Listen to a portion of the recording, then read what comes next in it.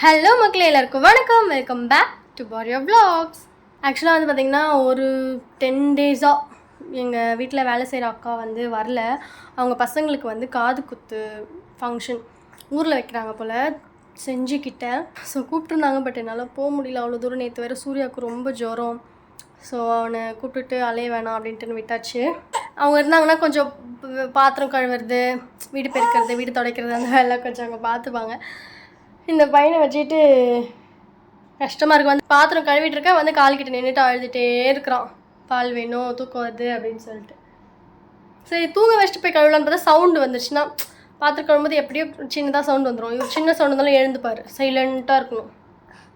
அதனால சரி முடிச்சுட்டு போய் கழுவிக்கலான்னு போனால் கழுவி விடுறதில்ல. கிச்சனில் வந்து எல்லாத்தையும் எடுத்து போட்டுறது.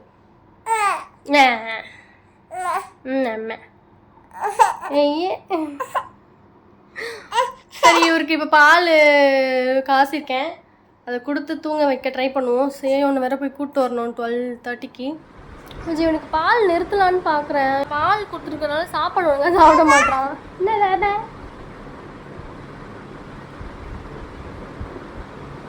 எனக்கு ரொம்ப உடம்பு வீக் ஆகிடுச்சு. செகண்ட் பேபி இல்லை, ஒரு மாதத்தில் ஒரு 10 நாள் 15 நாள் தான் நல்லா இருக்கிறேன்.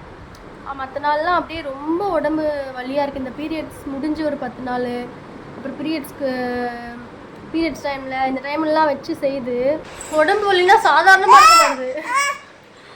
அது வந்து என்னவோ எலும்புலாம் ஜாயிண்ட்டு எல்லா இடத்துலையும் வலிக்குது. எலும்புலாம் அப்படியே உள்ளே வலிக்கிற மாதிரி இருக்குது, உடம்பே செயலிழந்து போகிற மாதிரி வலிக்குது.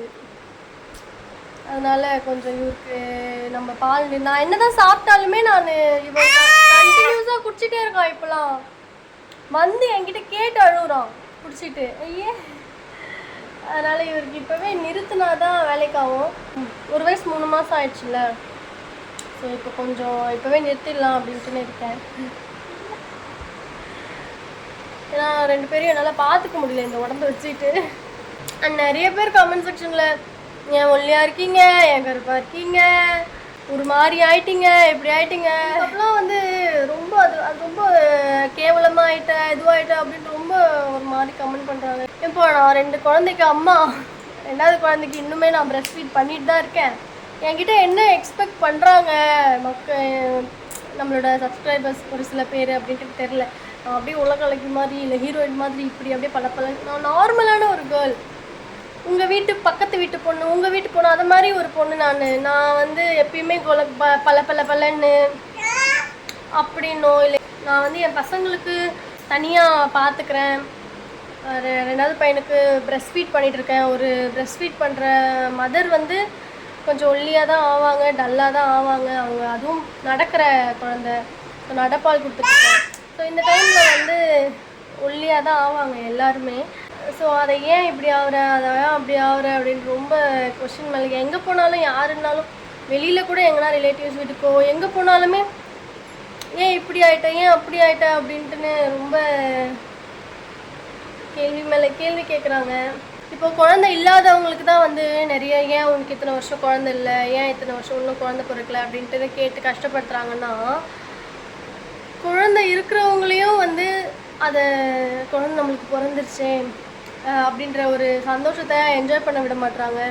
குழந்தை இருந்தாலுமே, குழந்தை பிறந்தாலுமே பிறந்த செகண்ட்லேருந்து கேள்வி மேலே கேள்விக்கு, ஏன் குழந்தை இந்த கலரில் இருக்குது, ஏன் குழந்தை ஒல்லியாக இருக்குது, ஏன் குழந்தை இப்படி இருக்குது, ஏன் நீ இப்படி இருக்க, ஆப்ரேஷன் ஆகிடுச்சா, நார்மல் டெலிவரி இல்லையா உனக்கு, ஏன் ஒல்லியாயிட்ட, எலும்பு மாதிரி ஆகிட்ட, ஏன் குண்டாயிட்ட, சீரியஸ்லி வாழவே விட மாட்டாங்களா? கேள்வி எப்படி இருந்தாலுமே கேள்வி மேலே கேள்வி கேட்டிருப்பாங்களான்ற மாதிரி ஒரு தாட் வருது.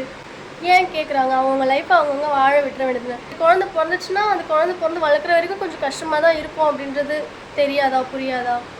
எதுக்கு ஒருத்தவங்களை சும்மா நொய்யன்னு கேள்வி கேட்டுட்டே இருக்காங்கன்ட்டு ரொம்ப வெறுப்பாக இருக்குது எனக்கு. அந்த கமெண்ட்ஸ்லாம் பார்த்து நானே ரொம்ப லோவாக ஃபீல் ஆகிறேன். டான்ஸ் ஆக்சுவலாக நான் ஒரு முன்னாடிலாம் நல்லா எத்தனை டைம் வேணாலும் ஆடுவேன், ரொம்ப எனர்ஜியாக இருப்பேன். இப்போ ஒரு 2 டைம்ஸ் ஆனாலே மூச்சு வாங்கிடுது. இருந்தாலும் நான் சரி என்னோடய பேஷன் விடக்கூடாது, என்னோடய ஹாபீஸு எனக்கு பிடிச்ச விஷயத்த பண்ணுறதை விடக்கூடாதுன்னு நான் அப்பப்போ ட்ரை பண்ணுறேன். அதுலேயுமே வந்து நீ இப்படி ஆடுற அப்படி ஆடுற நல்லா இல்லை, நீ டான்ஸ் ஆடுறதுக்கு தகுதி இல்லை, இது இல்லை. ஏன் தகுதியை சொல்கிறதுக்கு நீங்கள் யார்? எனக்கு பிடிச்ச விஷயத்த நான் பண்ணுறேன், எனக்கு டான்ஸ் ஆட பிடிக்குதான் நான் பண்ணுறேன். உங்களுக்கு பிடிக்கலையா பார்க்காம போகலாம்ல. எனக்கு தகுதியானது எதுன்ட்டு நான் தானே முடிவு பண்ணணும். பேபிஸ் வச்சுருக்கவங்களுக்கு தெரியும்னு நினைக்கிறேன். என் பேபி வந்து கொஞ்சம் வளர வரைக்குமே அந்த போஸ்ட்மார்ட்டம் டிப்ரெஷன் அதெல்லாம் வந்து இருக்கும். மூட் ஸ்விங்ஸ் ஆகிறது, கோவம் வருது, அழ வருது, ஏன் இப்படி ஆகுதுன்னு காரணமே இல்லாமல் இதெல்லாம் அழ வரும், கோவம் வரும். ஆனால் இது எனக்கு நிறைய காரணம் கொடுக்குறீங்க, நிறைய யோசிக்க வைக்கிறதுக்குன்னே நிறைய இன்னும் டிப்ரெஷன் ஆக்குற மாதிரி இருக்குது. எனக்கு அது என்ன தோணுதுன்னா, பேசாமல் யூடியூப்பில் வீடியோவே போட வேணாம், வீடியோவே போட வேணான்னு தோணுது எனக்கு. ரொம்ப செல்ஃப் கான்ஃபிடன்ஸை வந்து உடைக்கிறீங்க. இதெல்லாம் ஆக்சுவலாக அப்படி கமெண்ட் பண்ணுறவங்க அப்படிலாம் வந்து ஒரு என்ன மாதிரி இருக்கிற ஒரு ஆள், ஒரு உண்மையாலுமே குழந்தைய பெற்று வளர்க்குறவங்க அப்படி பண்ண மாட்டாங்க இல்லை அப்படின்னு நினைக்கிறேன். இது மாதிரி ஒரு கஷ்டம்லாம் ஃபேஸ் பண்ணுறவங்க அப்படி பண்ண மாட்டாங்க. சும்மா இதை பற்றிலாம் ஒன்றும் தெரியாதவங்க தான் வந்து நீங்கள் கமெண்ட் பண்ணுறீங்க அப்படின்ட்டு நினைக்கிறேன். இது எதுவுமே வேணாம், நம்ம பாட்டுக்கு சும்மா வீட்டில் எதுக்கு வீடியோ போட்டுக்கிட்டு, எதுக்கு வீடியோ போட்டு இதெல்லாம் எதுக்கு ட்ரை பண்ணி கஷ்டப்பட்டு இதெல்லாம் போட்டு இப்படி நம்ம இதெல்லாம் பார்த்து கஷ்டப்படுறதுக்கு எதுக்கு இதை போடணும், போட வேணாம், குவிட் பண்ணிடலான்ற அளவுக்கு எனக்கு தோணுது. நார்மல் டைமில் இப்படிலாம் எனக்கு ரொம்ப டிப்ரெஸ் ஆவேனான்ட்டு எனக்கு தெரில. பட் நான் இப்போ வந்து ஃபீட் பண்ணிவிட்டு இந்த ஒரு ப்ரெஸ்ட் ஃபீடிங் ஸ்டேஜில், இந்த போஸ்ட்மார்ட்டம் டிப்ரெஷன் ஸ்டேஜில் இருக்கிறதுனால எனக்கு ரொம்ப இது கஷ்டமாக இருக்குது. இது எப்படி இருக்கும், இந்த பெயின் எப்படி இருக்கும்னு தெரியாததுனால தான் இப்படி கமெண்ட் பண்ணுறீங்களோன்னு இருக்குது. ஸோ நீங்களும் சீக்கிரமாக தெரிஞ்சுப்பீங்க அப்படின்ட்டு நான் நினைக்கிறேன். ஸோ அப்போ தான் உங்களுக்கும் புரியும். குழந்தை பிறந்துச்சுன்னா ஒவ்வொருத்தவங்களுக்கும் ஒரு மாதிரி இருக்கும். ஒரு சிலர் குண்டாவாங்க, ஒரு சிலர் ஒல்லியாவாங்க. ஆக்சுவலாக குழந்தை பிறந்தவொடனே குண்டாகிறது மட்டும் நிறைய பேர் வந்து நீங்கள் எப்படி மெயின்டைன் பண்ணுறீங்க உடம்பை, நீங்கள் எப்படி மெயின்டைன் பண்ணுறீங்க? ஆக்சுவலாக நான் மெயின்டைன் பண்ணல, நான் ஒல்லியாக ஆகுறேன். நான் பால் கொடுக்கறதுனால ஒல்லியாக ஆகுறேன். குழந்தை பிறந்தவொடனே உடம்பு மாற்றம் வந்து குண்டா மட்டும்தான் ஆகும் அப்படின்னு கிடையாது. ஒரு சில பேர் ஆப்போசிட்டாக ஆவாங்க, ஒரு சில பேர் ரொம்ப ஒல்லி ஆகிடுவாங்க. என் ஃப்ரெண்ட்ஸ்லாம் கூட பார்த்துருக்கேன், பால் கொடுக்குற டைமில் ரொம்ப ஒல்லி ஆகிடுவாங்க. ஸோ அது மாதிரி கேட்டகரி போல் நான் என்கிட்ட வந்து நீங்கள் ஏன் ஒல்லி ஆகிட்டேன்னு ரொம்ப நெருங்கின ரிலேட்டிவ்ஸ் எல்லாமே கேட்குறீங்க. குழந்தை ஏன் ஒல்லி ஆகிட்டான், ஆக்சுவலாக நடக்கிற குழந்தை வளர வளர ஒல்லியாக தான் ஆவாங்க அப்படின்றது நான் பார்த்துருக்கேன் நிறைய. ஸோ விளையாடுறாங்க, அதை பாருங்கள், என் மேலே எப்படி ஏறுறான் பாருங்க. ஒரு இடத்த இருக்க மாட்டுறாங்க, நடந்துகிட்டே இருக்காங்க, விளையாடுறாங்க. முன்னாடின்னா 6 மாதம் வரைக்கும் வெறும் படுத்துகிட்டே இருப்பாங்க, தவழுவாங்க, அவ்வளோதான். இப்போது எல்லாமே போகிறாங்க, ஓடுறாங்க, விளையாடுறாங்க, நடக்கிறாங்க. ஸோ கொஞ்சம் முன்னாடி விட இப்போ கொஞ்சம் ஒல்லி தான் ஆவாங்க. ஸோ நான் என்னமோ வேணும்னு என் குழந்தைக்கு நான் சோறு விட்டாமல் இருப்பேனா, நான் என் குழந்தைய பார்த்துக்காம இருப்பேனா, சொந்த குழந்தை நான் இன்னும் ஒழுங்காக பார்த்துக்காம இருக்கிற மாதிரி ஏன் ஒல்லி ஆகிட்டான், ஏன் இப்படி இருக்கான், நீ இது ஒழுங்காக கொடுக்கறது இல்லையா, அது ஒழுங்காக கொடுக்கறது இல்லையா? ஒரு பாசிட்டிவான இதுவே யாருமே சுற்றி இருக்கவங்களாகட்டும் எதுலேயுமே வந்து பாசிட்டிவாகவே இருக்க மாட்டாங்க. ஒன்லி ஒரு சந்தோஷமான விஷயம் நடந்தால் கூட, ஒருத்தவங்களுக்கு குழந்தைன்னு ஒன்று பிறந்தா கூட அதில் என்ன நெகட்டிவாக சொல்லலாம் அப்படின்னு தான் வராங்க. வந்து குழந்தைய சந்தோஷமாக பார்க்கலாம் அப்படின்ற மைண்ட் செட்டே இருக்க மாட்டுது.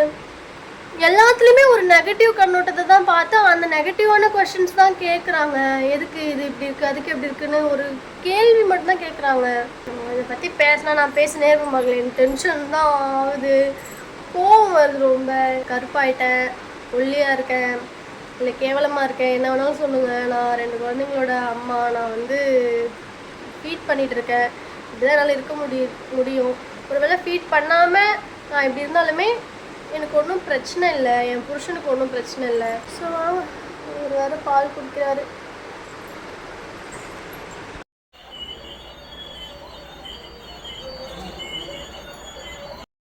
ஓகே மக்களே, இப்போ வந்து சேனை கூட்டு வரத்துக்காக கிளம்பியாச்சு. லியோன் வந்து இத்தனை நாளாக வீட்டில் அந்த மெய்டக்கா இருப்பாங்க. ஸோ அவங்கக்கிட்ட இந்த டைமிங்கில் இருப்பாங்க 12:30க்கு. ஸோ அதனால் அவங்கக்கிட்ட வந்து பாப்பாவுக்கு லியோனை விட்டுட்டு நான் வந்து சேனை போய் கூப்பிட்டு வந்துடுவேன். அவங்க தான் ஒரு 10 டேஸாக வரல. ஸோ அதனால் பக்கத்து வீட்டில் இந்த டைமிங்கில் கரெக்டாக போய் பக்கத்து வீட்டில் விட்டுட்டு போய் சேனை கூப்பிட்டு வந்துடுவேன். அழுவான் எப்பயுமே விட்டுட்டு போகணுன்னா. இன்றைக்கி வந்து அந்த ஃபோனில் பாட்டு பாடுற ஃபோன் இருந்துச்சுல்ல, அது இருந்ததுனால அதை பார்த்துட்டு அப்படியே உட்காந்துருந்தார். சரி வாங்க பாட்டுன்னு போயிட்டு வந்துடுவோம்.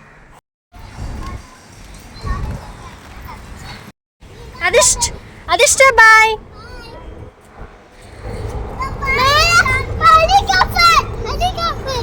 ஹெலிகாப்டரா?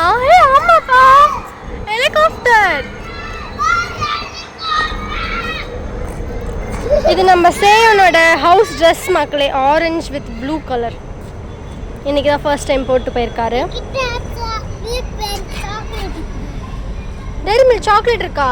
யார் கொடுத்தா? மேமா. ஏன்? வாவ், அம்மா கொடுங்க.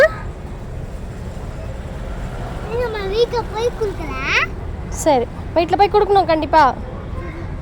ஏன் கொடுத்தாங்க மேம்?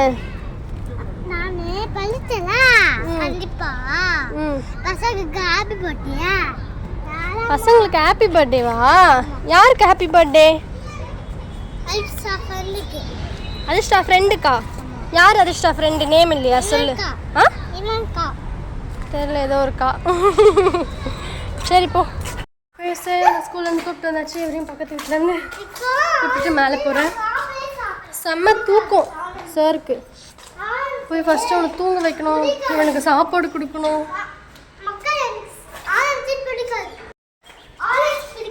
ஏய், ஆரஞ்சு சாப்பிடுவேன் தானே, அதனால தான் அம்மா ஸ்நாக்ஸ் வச்சு கொடுத்தேன். சாப்பிட்லையா அப்போ நீ ஸ்நாக்ஸு? ஆ, ஏன் சாப்பிடல?